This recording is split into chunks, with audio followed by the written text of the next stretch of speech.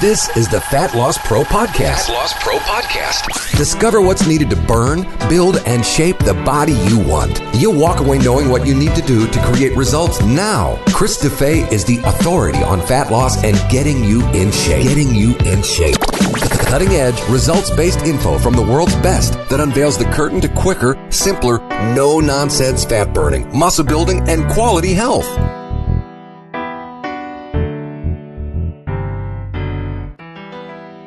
Welcome to the Fat Loss Pro podcast. I am the Fat Loss Pro, Chris DeFay, and I'm here with another ripping episode.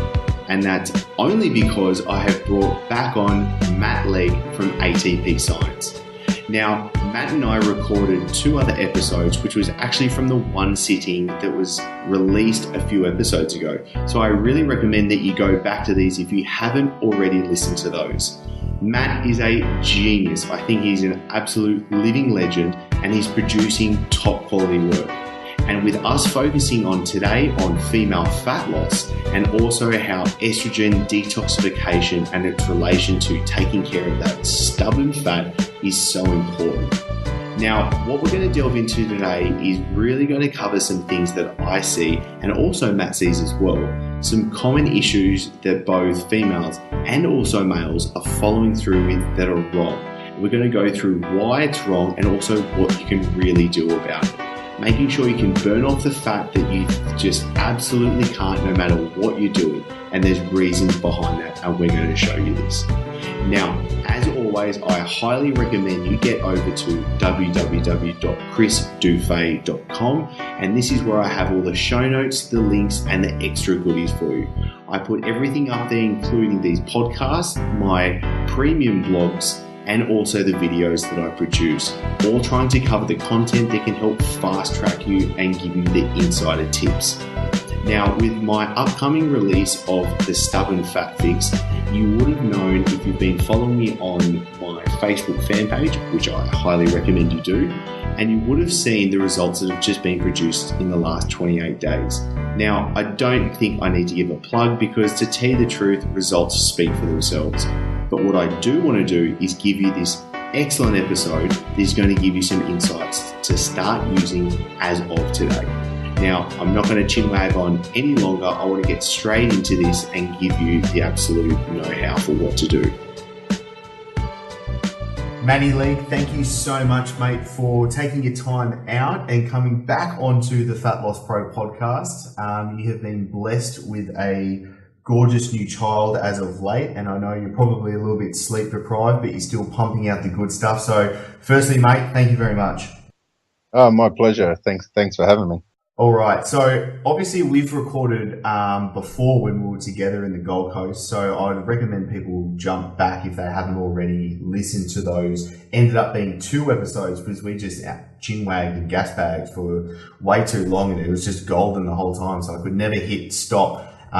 Good chance that might happen this time, but we're going to try and keep it very specific because today is going to be all about female fat loss and how estrogen and also how it influences a female's body shape and body fat loss as well. So, mate, I think the way we're really going to want to kick this off is to help people stop doing what they're doing that's wrong already. And I think when a lot of people start thinking about how estrogen is obviously such a negative towards female fat loss and say lower body fat distribution as well, and what gets kicked around a lot is the supplement DIM. So I'd love you to be able to get your hatchet out and start digging into this one.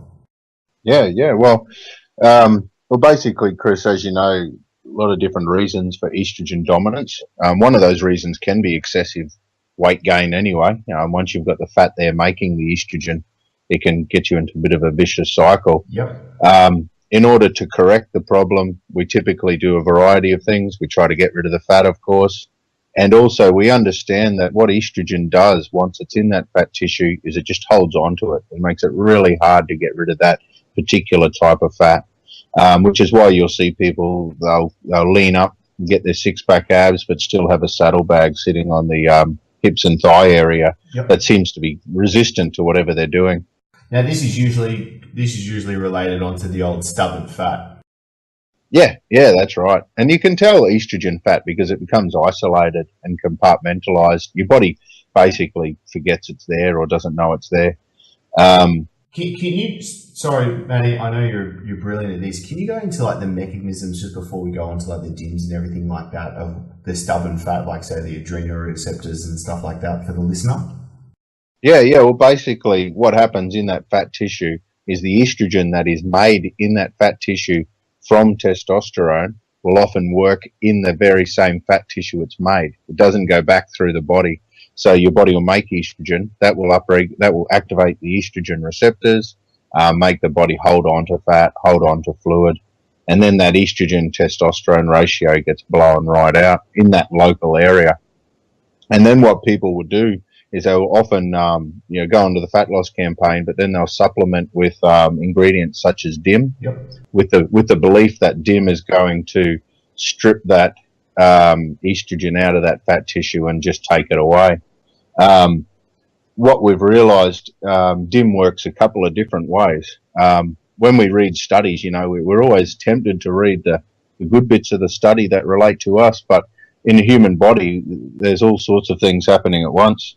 So DIM, so when we use high doses of DIM, when we use a high enough dose of DIM to be able to saturate the body enough to get some of that DIM into the fat tissue, what you'll actually find is when you get systemic DIM, you are enhancing detoxification of estrogen to a certain degree, but you're also increasing detoxification of androgens, which is testosterone, progesterone. So DIM is just as powerful at detoxifying testosterone as it is estrogen.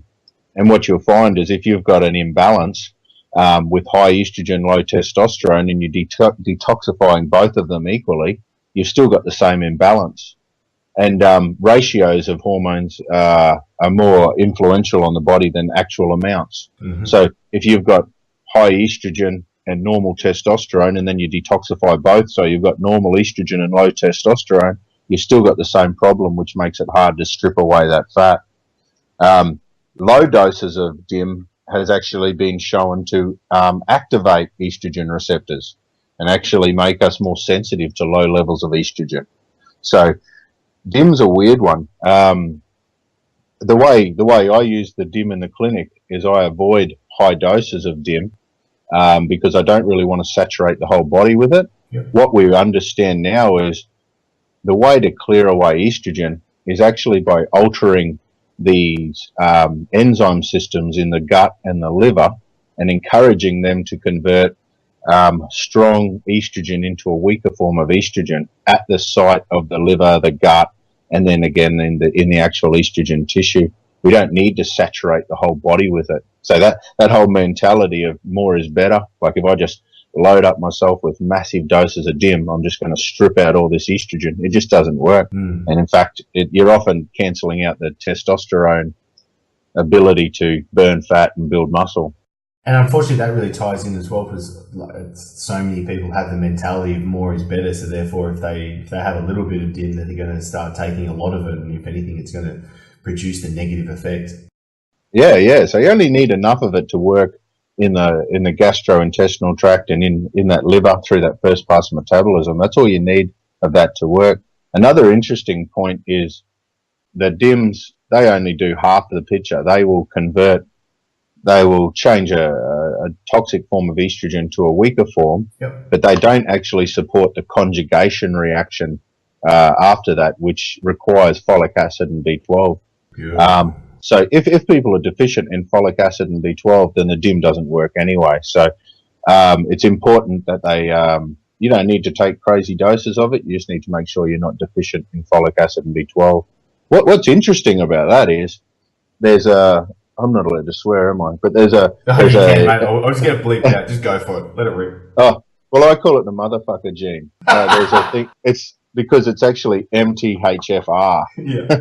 And I just remember it that way. And it is a bit of a motherfucker because it causes all the estrogen cancers and everything. But there's an MTHFR gene that is necessary for converting folic acid that you get out of your diet into the activated folic acid that works.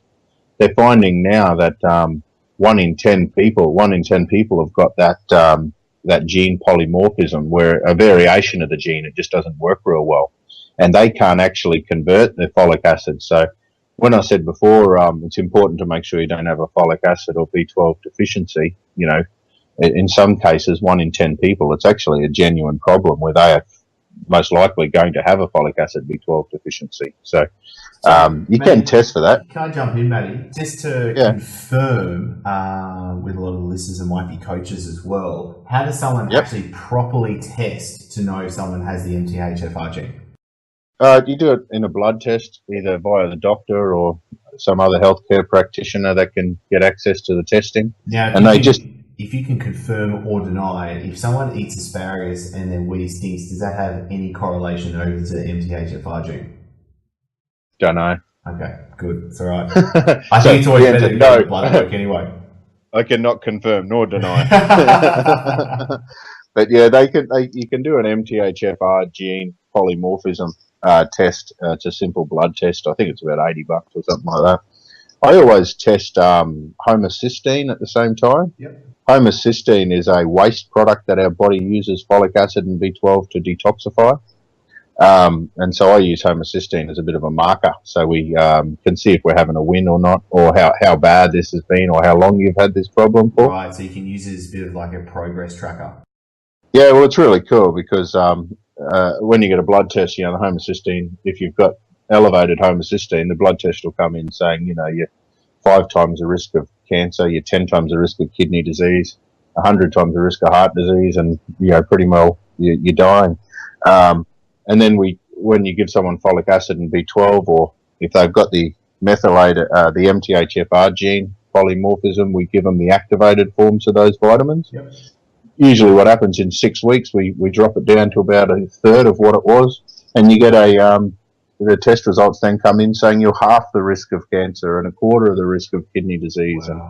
And, you know, a negligible risk of heart disease once we get that homocysteine down. So not only does it make us look good, but it means that we can go in with the simple folic acid first, and if the homocysteine doesn't budge, then we kind of know they've probably got a genetic polymorphism as well. Yeah. No, so it's really a cool little marker. No, I like that, mate. All right, so other than the DIM as well, what else are people usually taking to take care of their estrogen problems related to fat loss?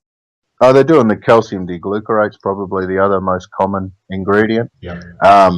It's a weird one, that it basically inhibits an enzyme that unconjugates conjugated estrogen. So basically what that means is after your body's finished with the estrogen, your body will conjugate it through a process known as glucuronidation, and then you'll basically excrete that, you know, through your poo and pee. So that's a part of phase 2 detoxification. Yeah, it's one of the phase 2 conjugation reactions, you know. So you got glucuronidation, methylation, sulfation. They're the main ways of clearing away estrogen, and then a whole heap of others that stop cancers and stuff. But the glucuronidation, what it does is it basically binds glucuronic acid sort of thing to the estrogen. That can sit in the bowels until it leaves the body. Calcium D-glucurate's used to inhibit an enzyme called beta-glucuronidase. Yeah. And that enzyme actually will unconjugate the conjugated estrogen, which will allow the estrogen to come back into your body and be biologically active, you know, contributing to holding fat on your bum or, you know, that sort of thing.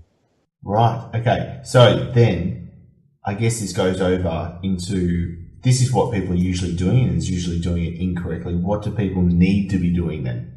Well, the funny thing is calcium D-glucurate's cool, but we get heaps of glucuronides from our diet, you know, like fermented sugar, kombucha teas, you know, using glutamine, quercetin, a lot of these bioflavonoids and polyphenols, they all support glucuronidation anyway. So having a good healthy diet there will support that process. Calcium D-glucurate's fine to use. DIM and its precursor indole 3-carbinol are the ones that I've actually been doing so much research on, because I'm in the process of releasing our estrogen detox product now. But what's interesting is the more research I've done on DIM and indole 3-carbinol, the more likely I am to avoid those sort of things, because they're very, I've noticed over the last 18 years in the clinic, they're very hit and miss, you know, so sometimes they work, sometimes they don't. Yeah. And it wasn't consistent across the type of person or, you know. Yeah. DIM and indole 3-carbinol, they're very unstable. The likelihood of them being active in a finished product, it's very hit and miss, you know, so sometimes they're there, sometimes they're not, especially indole 3-carbinol. Now a lot of the products containing that are recommending it be kept in the fridge and everything, where for the last 10 years it's just been sold on the shelf. I actually made a product, 12 years ago, that I was pretty proud of at the time, that contained indole 3-carbinol and a couple of other herbs. And it worked really well. And it continued to work. It's still on the market today. It's one of the top sellers for that company. And it does. It works really, really well. What I've discovered recently is the indole 3-carbinol component of that is very unstable, and it may or may not even be in there. And what was quite funny is I added a couple of extra herbs, not to have a whole systemic effect, but just to actually work around the liver and gut area to enhance the effects of the indole 3-carbinol. And it appears as though the other herbs that were added to that formula were the ones that kept the consistent action happening. And so I'm a bit embarrassed that, you know, I didn't, but I mean, that research wasn't available then, so I shouldn't beat myself up too much. But the cool discovery that's come out of it is simple herbs that interact with these enzyme systems in the gut and the liver have the ability to do the estrogen detox just as powerfully as these, you know, highly refined compounds like DIM and indole 3-carbinol. Wow, yeah. So basically you know how you mentioned before phase 2 enzyme systems? So just for the listeners out there, you've got phase 1. Phase 1's job is to convert, you know, toxins into a water-soluble form, so you're capable of eliminating it. You know, for example, if it's a poison or a venom, or you've been bitten by a spider or something like that, you need to be able to quickly convert that toxin to a water-soluble form so you can get rid of it. You know, whether you're frothing at the mouth or diarrhea, vomiting, whatever, you can get it out. Phase 2 reactions conjugate that water-soluble compound and make it capable of just sitting in your bowel or sitting in your urine or sitting in your body. It's deactivated. It can just sit there until you excrete it. So what we're looking at is we always focus on these phase 2 conjugation reactions, trying to bind up to the toxin. But what's interesting is if you manipulate the phase 1 enzymes, we can actually convert a chemical from a toxic strong form to a weak form.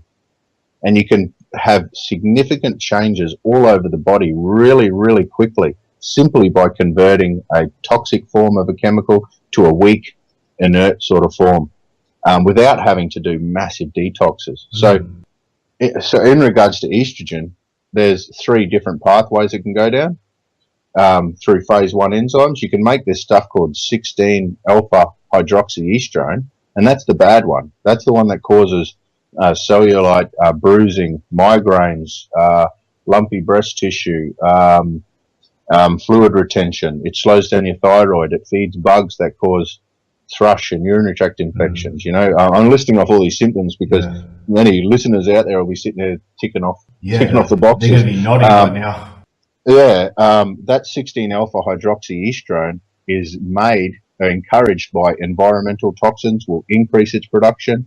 You know, the xenoestrogens we talk about, oral contraceptive pills, all of these things can come in. They can upregulate that particular pathway because they think, oh man, this person's been exposed to a poison or a venom before. We've upregulated that pathway and they survived. Let's just keep it going faster. So our society and our environment will encourage our body to make more of this 16-alpha hydroxyestrone.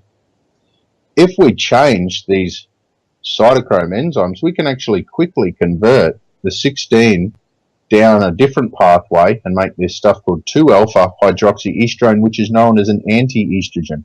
It actually has all of the opposite effects. It protects you from all of the horrible things that the 16-alpha will do. And to interact with those enzymes, we've only got to do it in the gut and the liver. The most powerful things that do it are the simplest things like rosemary, kelp, There are quite a few little food compounds. We're using actually a broccoli sprout product. So broccolis, they naturally contain these things called glucosinolates, and that's what makes DIM and indole 3-carbinol. But we don't. When we use a natural compound, not only has it got the DIM and the indole 3-carbinol, it's got a whole myriad of these glucosinolates that actually go in and directly interact with your detoxification pathways and quickly convert a dodgy estrogen that's making you fat into a weaker estrogen.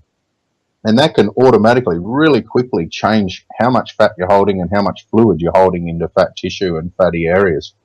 And does it really, really quickly, and it doesn't screw around with your androgens and your testosterone. That's pretty wild. That is pretty wild. And so, okay, so I want to get to the punch because this is a big reason why I wanted to bring you on, because of the quality of this. So Alpha Venus, the way that it works is... Yep. It will convert toxic estrogen that your body struggles to get rid of and decides to store.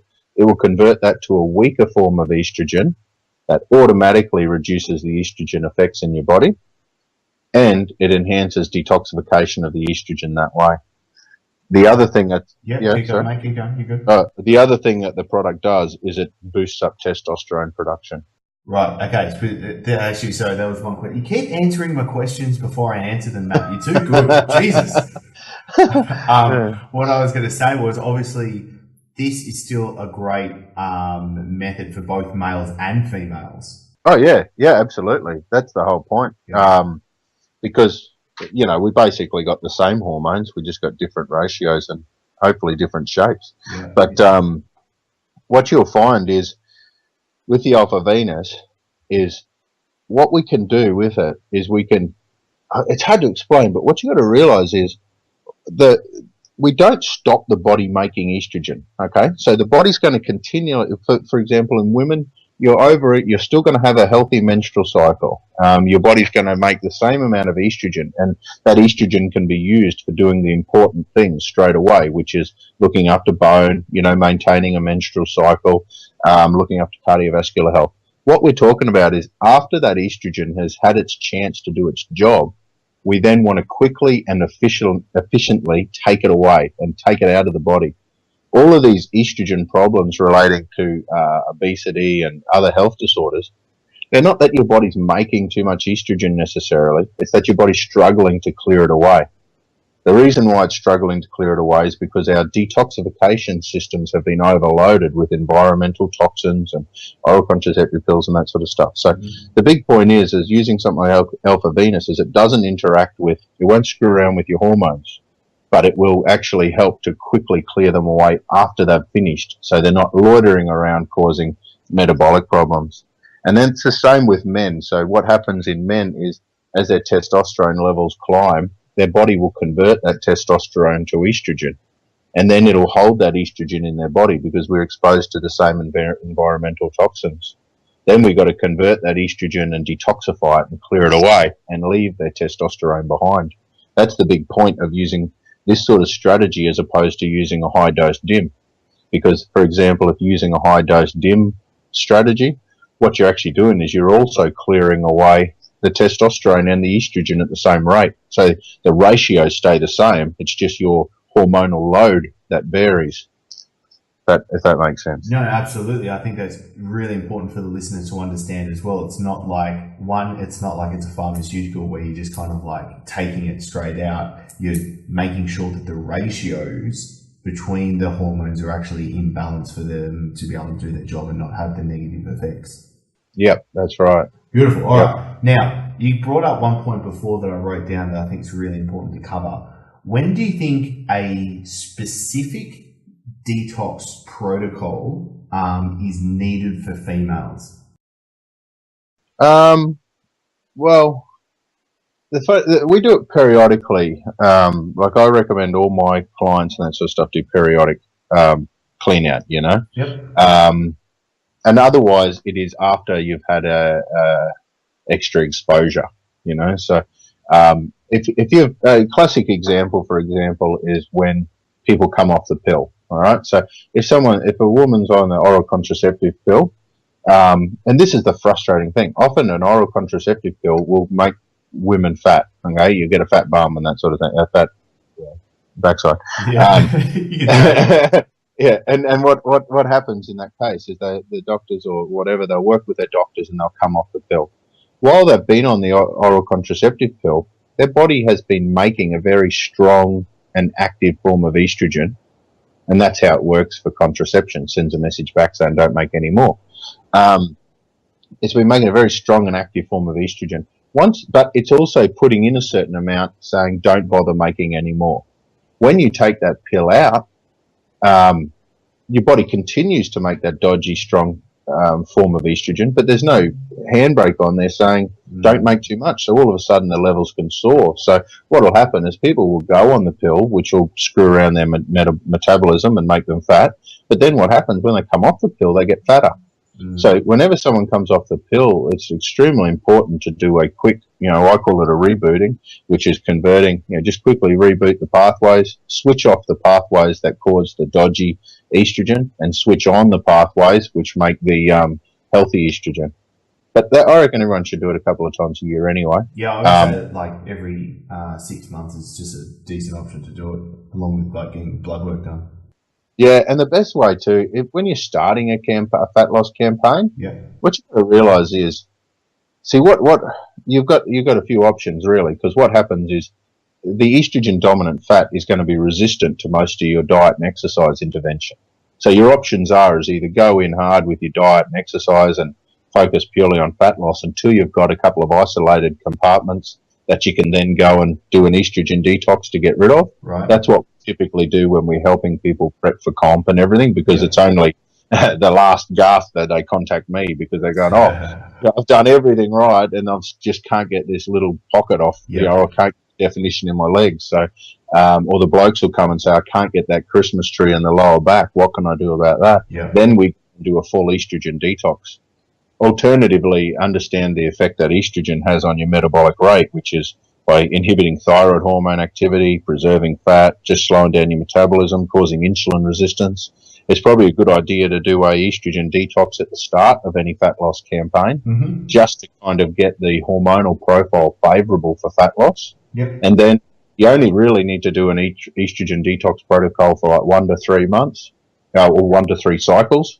Try to time it in with the menstrual cycle. So do 1 to 3 cycles there until you've seen the changes. And then if you need to, towards the end, if you've got a stubborn area, you do it again then. That's perfect. I think a lot of competitors right now listening are probably saying, yes, that's exactly what's needed when they kind of get to the depth of the diet, and then they're knowing that there's still those last few bits that are just hard to budge. This is what's going to be needed, a part of it as well. Well, there's one more thing we can say to screw with them. Yeah. Because broccoli itself and chicken are probably the most common causes of estrogen dominance from the diet. You just knock their socks off. And there's some weird research about sweet potato and estrogen. Really? Yeah, I'm looking further into that before I say too much, because I don't really want to anger the sweet potato guys. But you can imagine, Chris, if we took off broccoli, chicken, and sweet potato, and we turn that could just ruin these guys' comp prep for sure. Well, you know what, Matt? I think it's a really good point, because I think one of the biggest problems, especially with physique competitors, is their lack of food variation as well. And obviously, if they are sticking to the usual, like chicken and broccoli and even the sweet potato now, they're obviously only getting a very finite number of nutrients. And then it's also going on to probably causing sensitivities with their gut, because they're just having the same bombardment of the same food the whole time. So and then what if they're heating them up in plastic? That's the other one. That's the other one that causes the estrogen. And so then there's 4 factors there that are all relating to them not being able to burn fat effectively. Yeah. I shouldn't have said anything. I should have just said go buy Alpha Venus. To tell the truth, it's probably the truth as well. Hang on, I want to relate it back to one more thing. With the estrogen, obviously, can it be localized with a cream to go topically as well? Because as we've talked about, say with prototype 7, obviously, say with one factor being the arginine, obviously Yep. it could just get used in the gut and therefore have the vasodilation effects in the gut, which is not doing any good for when you're training arms. Yeah. So basically, transdermal chrysin, we got that block E3, that's got the transdermal chrysin, which is an aromatase inhibitor. So what you'll find is in men in particular, I think it was something like 95% of all estrogen in men comes from subcutaneous fat tissue. Wow. So yes, it's a good idea to detoxify the estrogen, but it's even better to stop it from being there in the first place. Exactly. So using a transdermal aromatase inhibitor is really cool because you can use it directly on the estrogen sites. As I was saying before, estrogen fat becomes isolated and compartmentalized. Yep. So you can actually put the cream straight onto that isolated pocket and it'll penetrate through the skin. It runs down between the skin cells and down sweat glands and hair follicles, and it can access the subcutaneous fat from there. So with males and females, what would be the difference in where it's actually stored? Not much difference. The blokes tend to not get the same width in the thighs that women get. So the women will get those real predominant pockets on the outside, of the hips and the glutes. The blokes will often get lower back, love handles, and inner thigh, in around the groin area. But otherwise, in both people, triceps is a common site as well. But then so the lower abs, lower back, glutes, and hemis. Just the main difference is though the women can get those real isolated pockets out the sides of the hips that the blokes don't get. Yep. And okay, awesome. And so, what do you think about actually helping the body draw blood to have blood flow to these areas that are quote unquote stubborn? Yeah, that's right. That's what you have to do. You can do that either through massage, but then you've got those serums. So the Block E3 serum does that. We actually add black pepper essential oil into the Block E3 serum to increase the blood flow to the area. Yeah, that's what we're talking about. See, I didn't even know that stuff, and you're coming up with it. Too good. Keep going. Yeah, so the Block E3 is pretty good for that. Subcut is another product that we make just to liberate stored fat. It's really good for increasing blood flow to the area as well. The process of massaging those creams on itself actually works. They did a study using some of those ingredients in a patch. It worked, but it just was nowhere near as good, and you couldn't direct it to the location. Right. The weirdest thing, Chris, is again that Prototype 7 is the weirdest beast I've ever made and ever met. It keeps evolving. The feedback we're getting back from the Prototype 7, in particular with women using it on their booty, it's getting that same hardness and dryness that the blokes can get. So what's happening when these women are using the Prototype 7, they're building some decent quality muscle mass there, and it's also helping to dry out the fluid and dry out the take away the fat between the muscle layers as well. So it's quite weird. The Block E3 will work on an isolated pocket to just stop the estrogen production and take the handbrake off the fat burning. Yeah.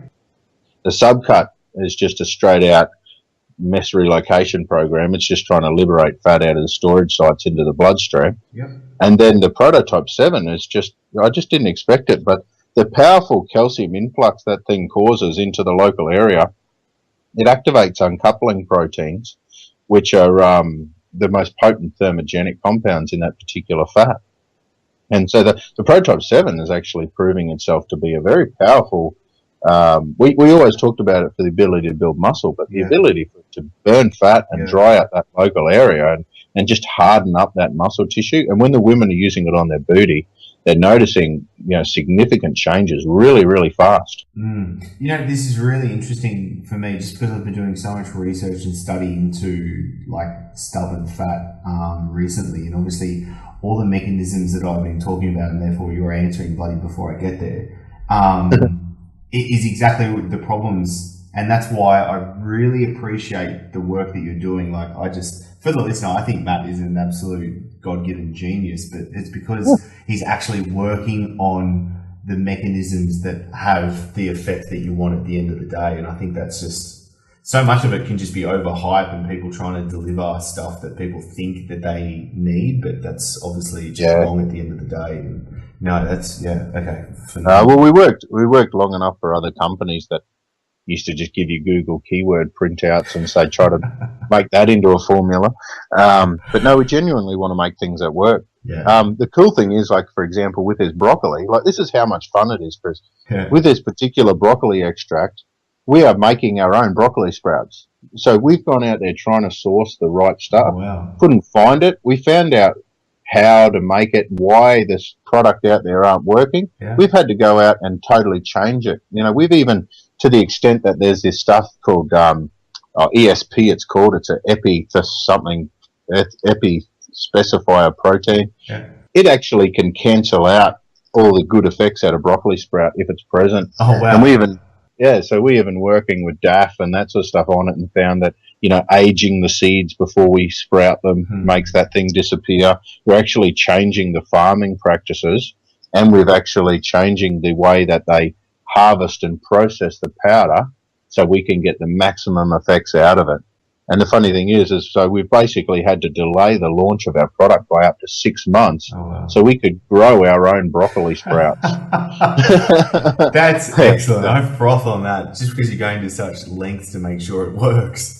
Oh yeah, and it's all being tested along the way. Every batch being tested to make sure the enzymes are active, and it's capable of converting all these things into the most beneficial form. So we're working on it with the actual Australian government, with DAF, who are doing a lot of the research.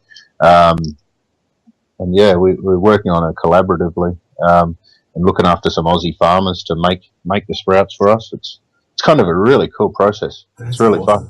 Big fan. Yeah, Right. yeah, it's great.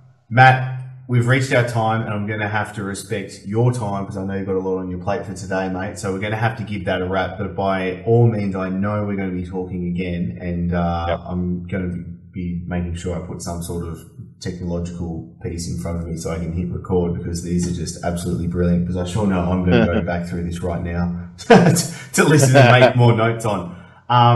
But before I let you go, mate, I really want you to be able to just give the listener, how can someone actually learn? And it's kind of like, obviously with the Alpha Venus coming up, I really want people to look into it more and see if that's up their alley with everything else. So plug away, please, sir. atpscience.com. Excellent. Get onto that. We're doing a lot of, that's just basically going to be an information resource. We're going to have all our library and everything. And what I'm going to try to do is get all of the reference list, full text articles, everything will be up there. Awesome. Well, I'm a big fan. By no means I'm always transparent. I don't get a plug or a cut or any sort of affiliate, anything with ATP Science or any of that sort of stuff. I truly believe in the stuff that you guys are doing. So I really appreciate you guys producing quality out in the industry that needs it. Yeah, and that's true. We really appreciate what you're doing, Chris. Thank you very much. Awesome, Matty. Well, you have a great day, mate, and we're going to be talking very soon. Yep, we'll talk soon. All right. This has been another jaw-dropping podcast from the Fat Loss Pro, Chris DeFay. After subscribing to the Fat Loss Pro podcast, go to www.chrisdefay.com to get your free fat loss diet, training programs, insights, and more to burn fat faster and shape a better